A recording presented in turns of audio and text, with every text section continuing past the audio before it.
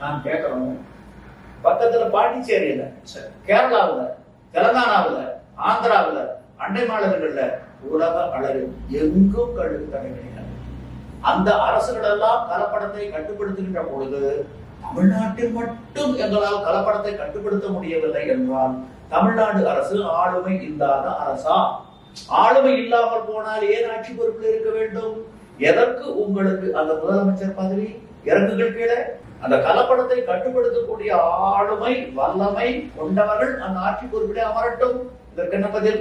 அடுத்த ஒரு கேள்வி, எந்த அடிப்படையில் நீங்கள் முதலமைச்சராக அமர்ந்திருக்கிறீர்கள்?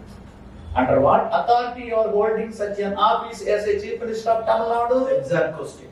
அரசியலமைப்பு சட்டப்படி சத்தியவாத பிரமாணம் ரகசிய எடுத்தாலும் வந்திருக்கீங்க. அந்த அரசியலமைப்பு சட்டத்தை மறைத்து நடக்க வேண்டிய கடமை பொறுப்பு உங்களுக்கு இருக்கா இல்லையா? இல்லைன்னா உங்களை எப்படி நாங்கள் முதலமைச்சராக எடுத்துக்கொள்ள